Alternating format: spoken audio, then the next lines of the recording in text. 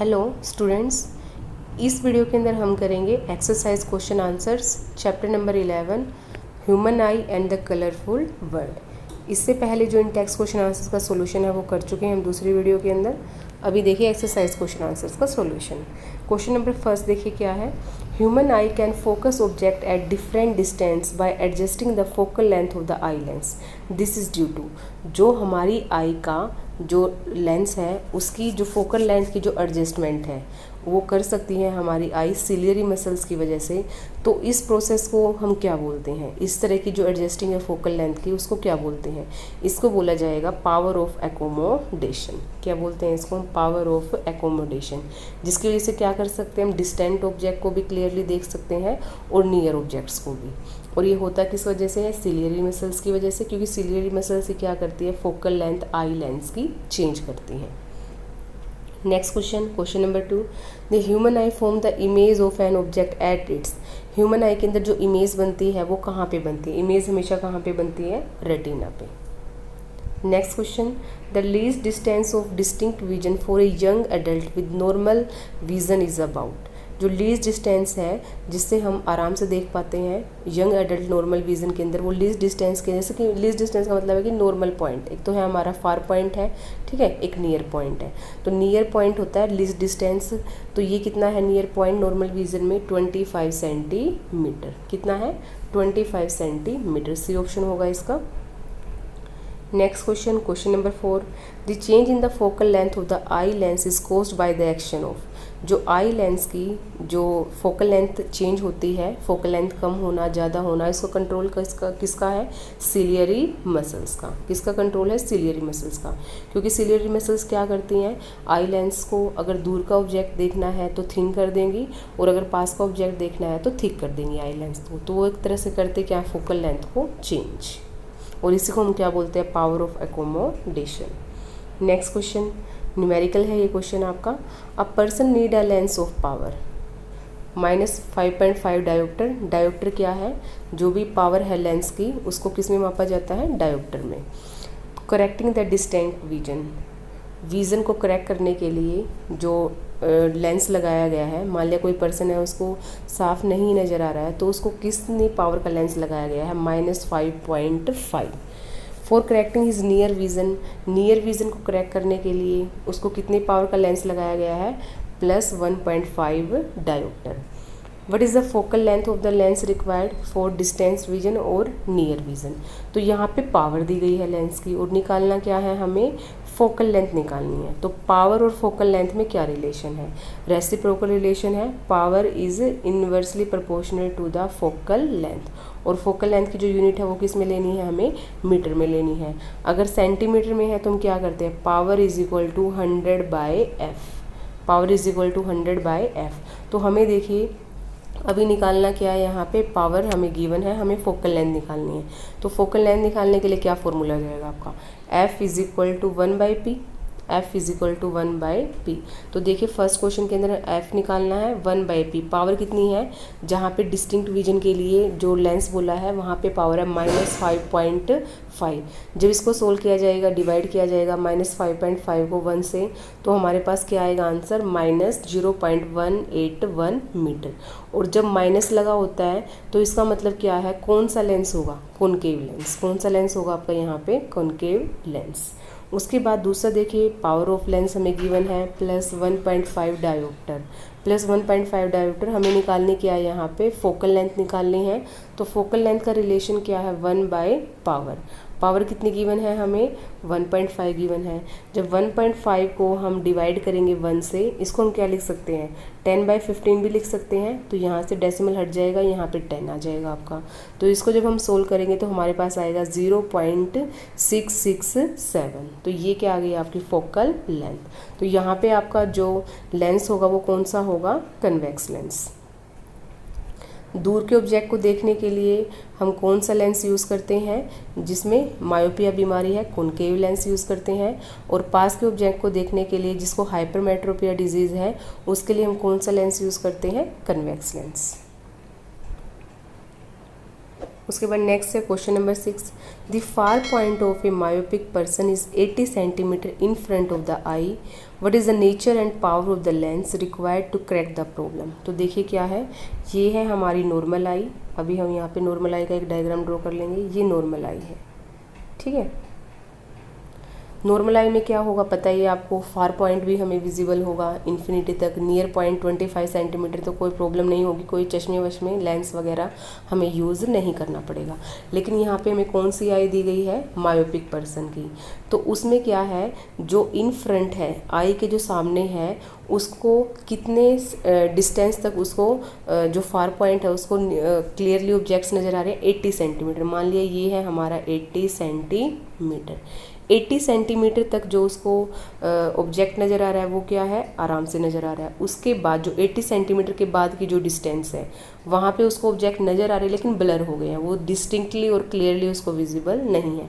कहाँ पे विजिबल है उसको, 80 सेंटीमीटर पे। मतलब उसका फार पॉइंट कितना है, 80 सेंटीमीटर। 80 सेंटीमीटर के बाद उसको जो ऑब्जेक्ट्स है वो ब्लर नज़र आ रहे हैं। यहाँ तक नियर पॉइंट कितना होता है, 25 सेंटीमीटर, क्योंकि 25 सेंटीमीटर से पहले हमें नज़र नहीं आता, ब्लर हो जाती हैं उस टाइम पे हमारे जो ऑब्जेक्ट्स हैं। तो यहाँ पे देखिए उस प्रॉब्लम को ठीक करने के लिए हमें किस पावर के लेंस की ज़रूरत पड़ेगी और कैसा हमारा यहाँ पे लेंस का नेचर होगा, कनकेव लेंस होगा या कन्वेक्स लेंस होगा। तो सबसे पहले देखिए हमें क्या करना है, इसका फार पॉइंट कितना है, 80 सेंटीमीटर है।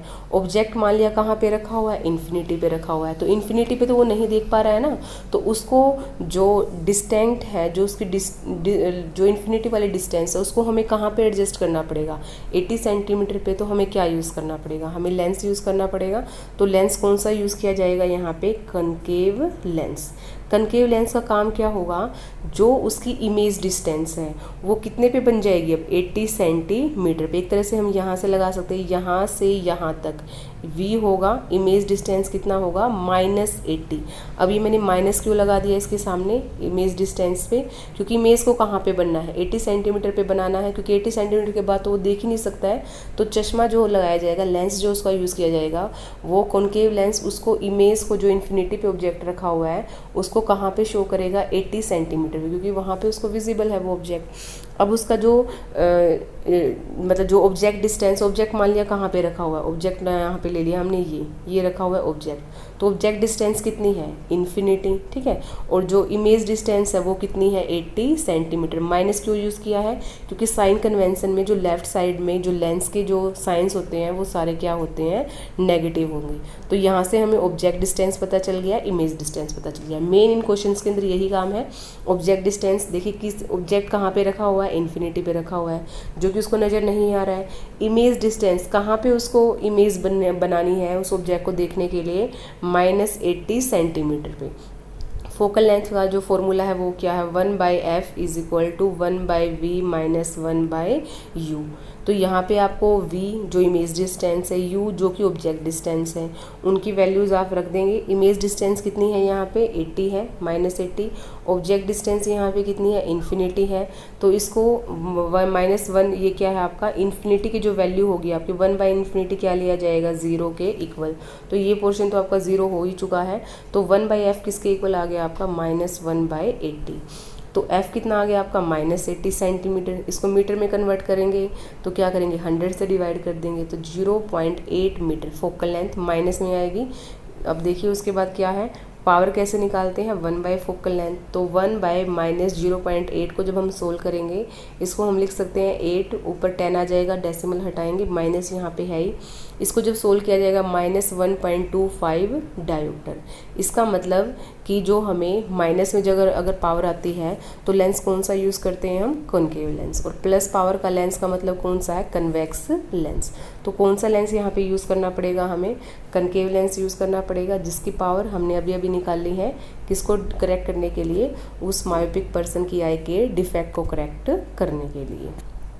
Next question, make a diagram to show how hypermetropia is corrected. एक डायग्राम बनाना है, हाइपरमेट्रोपिया को कैसे करेक्टेड किया जाए। हाइपरमेट्रोपिया है कौन सी आपकी, फार साइटेडनेस डिजीज़ है, ये डिफेक्ट है ये। इसके अंदर होगा क्या कि जो डिस्टेंट ऑब्जेक्ट है वो तो हमें क्लियरली विजिबल होंगे, जो दूर की चीज़ें हैं वो हमें आराम से नज़र आएंगी, लेकिन जो हमारे नियर बाय ऑब्जेक्ट्स हैं वो हमें नज़र नहीं आएंगे। तो यहाँ पे बताना है आपको कि एक डायग्राम के थ्रू आपको हाइपरमेट्रोपिया को कैसे करेक्ट किया जाएगा। नेक्स्ट इसमें है the near point of hypermetropia eye is 1 metre. Near point कितना गिवन है, 1 मीटर गिवन है। पावर निकालनी है हमें, क्या होगी उस मायोपिक पर्सन के जो उसको डिफेक्ट है उसको करेक्शन करने के लिए। तो देखिए सबसे पहले ये है हाइपरमेट्रोपिक आई। इसके अंदर क्या होगा, ऑब्जेक्ट को कहाँ तक नज़र आ रहा है, यहाँ पे नियर पॉइंट क्या है उसका, ये मान लिया हमने नियर पॉइंट है, ये है 1 मीटर। क्या मैं 1 मीटर को 100 सेंटीमीटर लिख सकती हूँ, यहाँ पे मैंने लिख दिया 100 सेंटीमीटर। इसके मतलब क्या है, 100 सेंटीमीटर क्या है उसका नियर पॉइंट है। उसके बाद इससे पहले 100 सेंटीमीटर से पहले उसको कोई भी ऑब्जेक्ट कोई भी चीज़ नज़र नहीं आ रही है, तो उसकी जो इमेज डिस्टेंस है, इमेज कहाँ पे बननी चाहिए, 100 सेंटीमीटर पे। इससे पहले तो उसको कुछ नज़र नहीं आ रहा है ना, तो यहाँ से यहाँ तक v की वैल्यू आ जाएगी कितनी, 100 सेंटीमीटर। मतलब इमेज डिस्टेंस कितनी हो जाएगी, 100 सेंटीमीटर। यहाँ पे माइनस क्यों यूज़ किया, क्योंकि जो साइन कन्वेंशन है, साइन कन्वेंशन में जो लेफ्ट साइड पे होगा आपका, लेफ्ट साइड के लेंस के, उसमें सारी चीज़ें हम क्या लेंगे, माइनस में लेंगे। अब देखिए यहाँ से ऑब्जेक्ट डिस्टेंस, ऑब्जेक्ट कहाँ पे रखा हुआ है, ऑब्जेक्ट आप इन्होंने बोला नॉर्मल आई है, तो उसके लिए जो ऑब्जेक्ट डिस्टेंस है वो कितनी होती है, -25 सेंटीमीटर। मान लिया ऑब्जेक्ट यहाँ पे रखा हुआ है हमारा, ऑब्जेक्ट ये रखा हुआ है, तो लेकिन उसको नज़र कहाँ पे आएगा आपका, यहाँ पे नज़र आएगा। तो यहाँ तक इस डिस्टेंस को मेंटेन करने के लिए उसको कौन सा लेंस लगाना पड़ेगा, उसको लगाना पड़ेगा यहाँ पे कौन सा लेंस, अगर हाइपरमेट्रोपिया है तो कन्वेक्स लेंस। तो आगे देखिए इस क्वेश्चन में सॉल्यूशन पूरा ये है, आपको जो डायग्राम बना के दिखाना है, ये कौन सा लेंस यूज़ किया है, कन्वेक्स लेंस यूज़ किया है। अब जो इमेज है वो कहाँ पे बनेगी, रेटिना पे बनेगी, इमेज डिस्टेंस पे। ये किसका करेक्शन है, हाइपरमेट्रोपिक आई का करेक्शन है। तो यही बताया गया इसमें आपको, a person suffering from hypermetropia can see distinct object clearly. दूर की चीज़ें उसको आराम से नजर आएंगी, लेकिन उसको जो प्रॉब्लम आएगी वो कौन से ऑब्जेक्ट्स को देखने में आएगी, नियर बाय ऑब्जेक्ट्स को देखने में आएगी। और उसके लिए उसको करना क्या पड़ेगा, जो रेस थी उसको डाइवर्स करने के लिए रेटिना पे, क्योंकि रेटिना से आगे जाएगी हमारी जो रेज है, तो करेक्ट करने के लिए हमें कौन से लेंस का यूज़ करना पड़ेगा, यहाँ पे कन्वेक्स लेंस। तो दिखा दिया गया आपको ये कन्वेक्स लेंस। अभी जो न्यूमेरिकल पोर्शन था, इमेज और ऑब्जेक्ट डिस्टेंस हम पता ही चला चुके थे वहाँ पीछे, अब हमें निकालनी है यहाँ पे फोकल लेंथ। तो देखिए इमेज डिस्टेंस मैंने आपको बता दिया था, -100 सेंटीमीटर आएगी यहाँ पे, मीटर नहीं है ये सेंटीमीटर है। और ऑब्जेक्ट डिस्टेंस क्या है, u है आपका -25 सेंटीमीटर। और फोकल लेंथ निकालने के लिए आपका वही फॉर्मूला है, 1/f = 1/v - 1/u। वैल्यूज रख देंगे आप यहाँ पे v की और u की, f की वैल्यू निकाल लेंगे यहाँ से। तो f की वैल्यू कितनी आई हमारे यहाँ पे, ये आ गया आपका 0.33 मीटर। पहले आपका सेंटीमीटर में आया था, इसको मीटर में कन्वर्ट कर दिया गया है। फोकल लेंथ निकालने के बाद हम पावर निकाल सकते हैं। पावर किसके इक्वल होती है, 1/4 फोकल लेंथ। फोकल लेंथ कितनी आई है आपकी, 0.33 मीटर। इसमें जब डेसिमल हटाएंगे तो ऊपर 100 आ जाएगा। इसको सोल्व करने के बाद आएगा आपका 3.0 डायोप्टर। ठीक है, तो पावर आ गई है। पावर किस में आई है, प्लस में आई है ना, तो पावर प्लस में कौन सी लेंस की होती है, कन्वेक्स लेंस। तो यहाँ पे कन्वेक्स लेंस यूज़ करना पड़ेगा इस डिफेक्ट को करेक्ट करने के लिए। Next question, what happens to the image distance in the eye when we increase the distance of an object from the eye।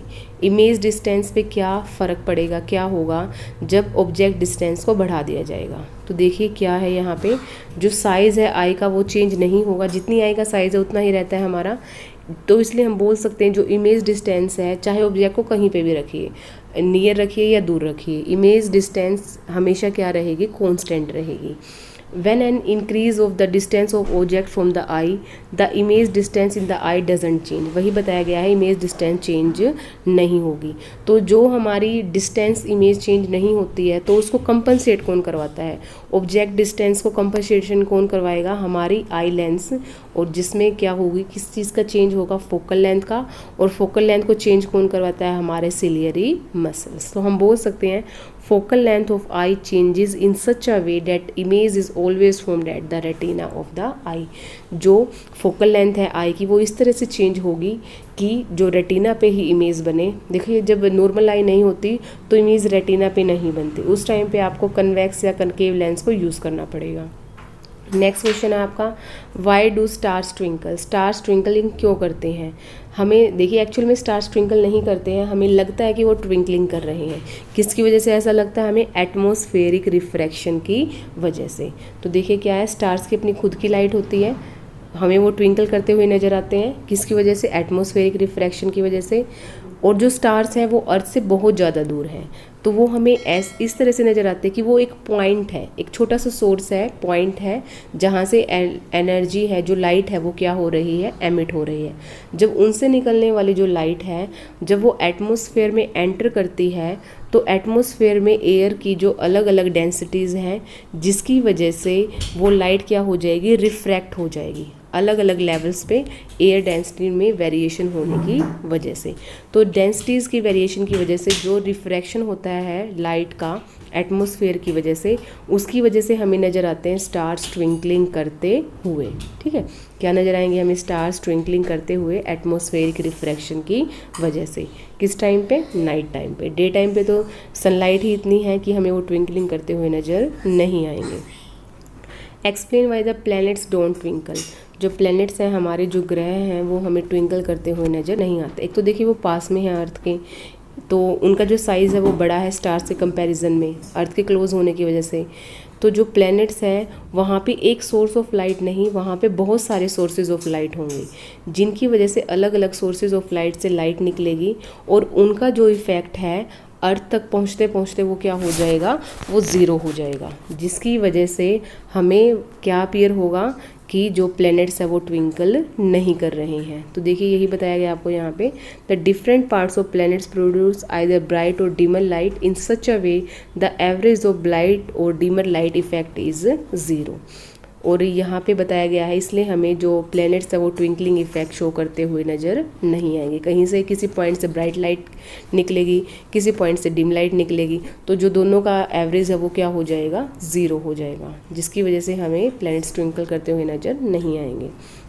Y does the sun appear reddish early in the morning. Early morning पे हमें जो सन है वो किस colour में नज़र आता है? रेड कलर में। ऐसा क्या है कि हमें जो कलर है वो रेडिश नज़र आता है?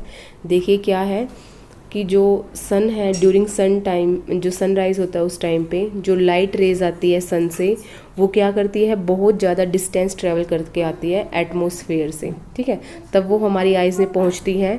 तो जब वो इतनी लंबी जर्नी कवर करती हैं, तो उस टाइम पे जो शॉर्ट वेवलेंथ की लाइट है वो स्कैटर्ड हो जाएंगी एटमॉस्फेयर में हमारे तक पहुंचने से पहले, और जो लॉन्गर वेवलेंथ ऑफ लाइट है वही हमारी आइज़ तक पहुँच पाएंगी।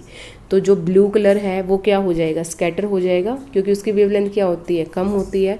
और सबसे ज़्यादा वेवलेंथ कौन से कलर की होती है? रेड कलर की होती है। और रेड कलर क्या होगा? क्योंकि वो स्कैटर नहीं होगा, और स्कैटर नहीं होगा तो वो हमें क्या होगा? विजिबल होगा। तो जो एक्चुअल में हमें जो रेड कलर नज़र आता है सन का, वो क्या है? हमारी जो सनलाइट का जो कलर है उसका जो हमारा जो रिफ्लेक्टेड होने के बाद जो बचा हुआ है, स्कैटरिंग होने के बाद जो कलर बचा है रेड कलर, वही हम देख पाते हैं। तो ये प्रोसेस किसकी वजह से हुआ है?